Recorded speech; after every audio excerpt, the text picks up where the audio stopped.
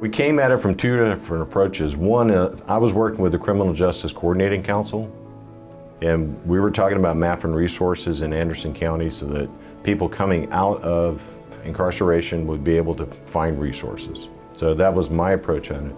My wife was coming out of a time with AmeriCorps, working as a VISTA, and they asked them two questions. Where's poverty in your community, and who are the agencies doing something about that? And so we both had the same agenda, didn't know it, but as we talked more about it, we said, let's put something together that's accurate and current. And so we came up with that community resource guide about 5 years ago. And because of a relationship with the county, I was invited to those early meetings before it was a pandemic. And so the thing that I heard at that first meeting was that they're going to tell everybody to go home, they're going to shut everything down. And so I asked the question, where does a homeless person go when you tell them to go home? And how do they take a shower when they don't have a shower anymore? Our friends at Clean Start, I knew I'd already had a conversation with them, and they were going to shut down because they had to. So at that meeting, I also asked them, I said, can I get a shower trailer? Emergency management at that time said, we don't have a shower trailer. But here's the beautiful thing about our county, and I really mean this, is that the next day I got a phone call and they said, we found you a shower trailer. So I contacted Salvation Army and they said, sure, you can park it here. We've got water and electricity to make the thing work. So we parked it in their parking lot, and throughout the course of that first 4 months or so of the pandemic, I had about 80 volunteers that I had reached out to, all of those people that I knew because of the resource guide, because of all the contacts that we had, and said, I need your help. Lots and lots of volunteers show up, and we did 997 showers in that little shower trailer. It had 10 stalls, 7 for men, 3 for women. Every week, I would meet with guys from Clean Start and say, are y'all gonna open now? Are you gonna open now? And after a while, they were able to open, but we had kind of a contingency. And that contingency was, we'll take care of the people. So we'll manage the masses of people, and they will still do the showers, and they would just have people come in one at a time, do the temperature check, do all that kind of stuff.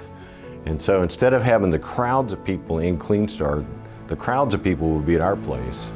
And so we set up shop right across the street at Street Mission Outreach, outside, because this was July at this point. We provided gallons of coffee. We hosted our friends. Honey came on board to make breakfast because she wasn't happy with our idea of doing cereal or just something simple. Because of her involvement from the very beginning and wanting to feed people, so we call our breakfast ministry Honey's Place. Instead of the population that we serve wandering around downtown, they come to us. And we're able to build relationships and get to know people. And so we've had people successfully graduate from addiction recovery programs who've really gotten their life back together because we've taken time to get to know them and get to love on them right where they are and just welcome them with open hands. The population that we serve are mostly people that are in deep poverty, that could be suffering from some sort of addiction, a lot of mental health issues that we see here. Basically the indigent population that's within walking distance. You'll see very few cars in the parking lot that don't come from volunteers. We're a volunteer-driven organization, but the people that are here, almost all of them walk. And so they're coming from the alphabet streets, they're coming from neighborhoods that are within walking distance from here. There is not a homeless population that is a herd of people that move around. It's a state that people go in and out of quickly. We check people in by name. So everybody that comes to Hope Missions, I have their name in a database. We've been here for about 3 years. I have over 2,000 names. 25% of the people only come one time. So it's not this cohesive group that people think about all the time as the homeless population. When we first moved in here, we were serving about 45 people a day. We're now serving close to 90 people a day. We started the Monday, Wednesday, Friday thing, and we moved all the way Monday through Saturday because the need was so great. When the weather got cold last January, we had the snowmageddon threat. We wanted to do something for our folks. I mean, here we are establishing all these good relationships, and now it's going to be freezing cold. County came over and opened up the rest of the this floor, the first floor, well, the main level that we're on, and opened up the rooms, gave us some air mattresses. Then we reached out to Red Cross and they brought us 40 cots that we use now. When it's cold, 38 degrees or below, and we look at the hourly forecast, we'll open up as a warming center. It's not a cold shelter, it's a warming center because it's a place where people can get out of the cold and warm up. So we have women in one end of the building, we can have 10 to 12 women, we can have up to 40 or 45 men in the other end of the building. And we've done quite a bit of operations with that. We're definitely a donation-driven nonprofit. We're blessed by the county to operate out of this building at essentially no cost.